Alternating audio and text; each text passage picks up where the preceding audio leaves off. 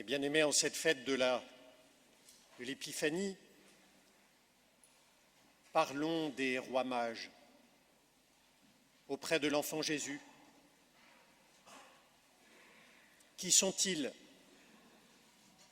Qu'apportent-ils? Que font-ils?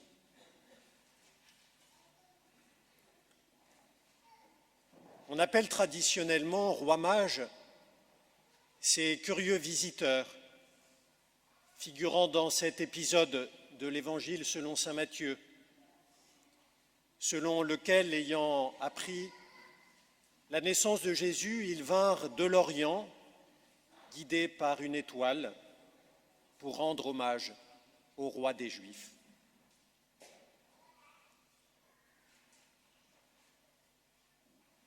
L'Évangile ne mentionne curieusement ni leur nombre, ni leur nom.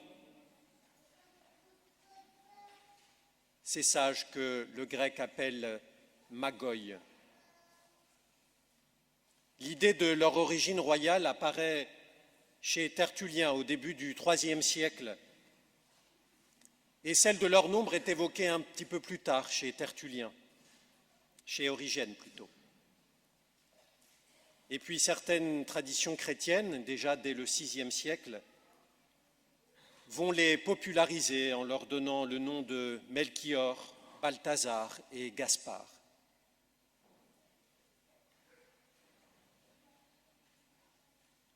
La visée théologique de ce récit évangélique tend à guider les païens, c'est-à-dire ceux qui ne sont pas du peuple juif, à guider les païens vers le Christ. Et ceux-ci sont symbolisés par nos mages, faisant partie de l'élite païenne de l'Orient, guidés par cette étoile qui les mène jusqu'à Jésus, jusqu'à l'enfant Jésus, lui le roi des Juifs, le Messie. Et l'adoration de ces mages préfigure donc la foi des païens. Comme dit Don Guéranger, grand inspirateur du renouveau monastique du XIXe siècle, ce ne sont plus seulement les bergers qui sont appelés par les anges à reconnaître le Verbe fait chair. C'est le genre humain que la voix de Dieu même convie à l'adorer et à l'écouter. Plusieurs pères de l'Église, dont Tertullien en particulier, ont attribué aux mages le titre de roi, se référant de manière évidente à ce passage du livre d'Isaïe et du livre des psaumes que nous venons d'entendre. Les rois de Tarsis et des îles amèneront des offrandes, les rois de Séba et de Saba apporteront leurs tribus, tous les rois se prosterneront devant lui, toutes les nations le serviront. Voici venir le moment, mes bien-aimés, en cette solennité de l'Épiphanie, de prier de manière insistante et confiante aussi, de prier pour nos rois et pour nos gouvernants. Oui, nous avons le droit et même le devoir de prier pour eux, de prier pour leur conversion, afin qu'à l'image de ces rois mages, ils puissent venir adorer celui qui est à l'origine de tout, à l'origine de la vie. Oui, trop de lois civiles, depuis des décennies, ont bafoué la loi divine, ou même la loi naturelle. Oui, mes bien-aimés, nous avons le devoir de prier pour la conversion de nos gouvernants. Et nous pouvons le faire aujourd'hui grâce à ces rois mages qui nous en donnent l'exemple. Humblement, ils adorent l'enfant Jésus.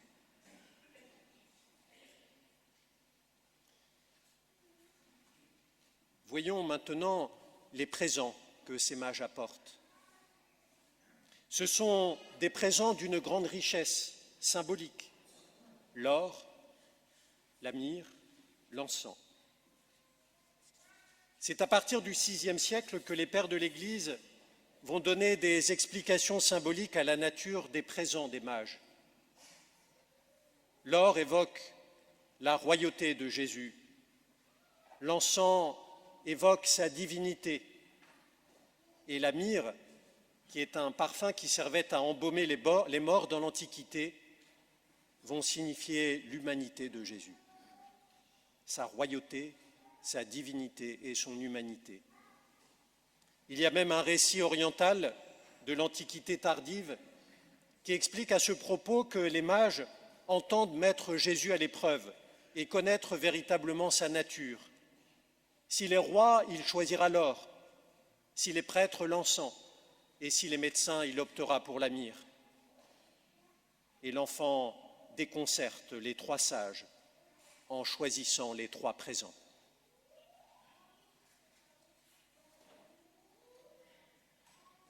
Ces mages que nous contemplons aujourd'hui en adoration, ces mages, que font-ils? Mes bien-aimés, ces mages se prosternèrent. Ils se prosternent devant l'enfant Jésus.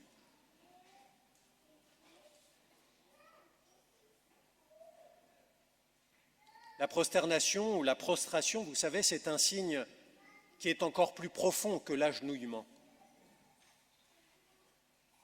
Dans la prostration, nous baissons, nous embrassons la terre, nous mettons le front sur la terre pour adorer. C'est ce que font les mages.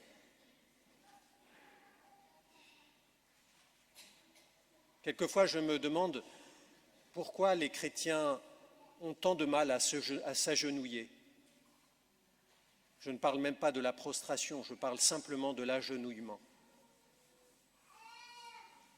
Se mettre à genoux devant Dieu, c'est un signe d'humilité, de vénération, d'adoration.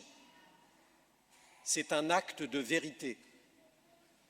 Lorsque nous nous mettons à genoux, que ce soit dans la prière personnelle, la prière en famille, ou en particulier pendant la Sainte Messe, pendant le temps de la consécration, nous signifions avec notre corps que nous adorons le seul et vrai Dieu, présent dans la Sainte Eucharistie.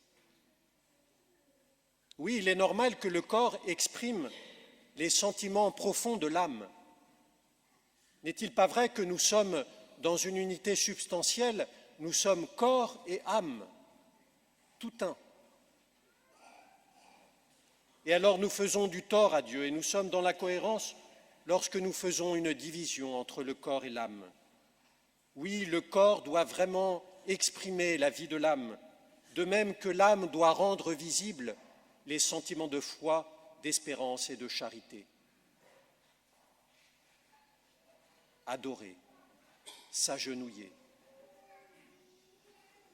Ce sont des actes que nous pouvons retrouver. Nous pouvons retrouver le sens de l'agenouillement comme un signe d'adoration. Écoutons Benoît XVI nous dire « N'ayez pas peur de vous agenouiller devant Dieu, car adorer le Créateur ne diminue en rien l'homme, mais lui restitue sa pleine dignité et son humanité. » En cette solennité de l'Épiphanie, demandons à la Vierge Marie, elle, la Vierge sage, la Vierge qui sait adorer, demandons-lui de faire grandir en nous l'esprit d'adoration. Amen.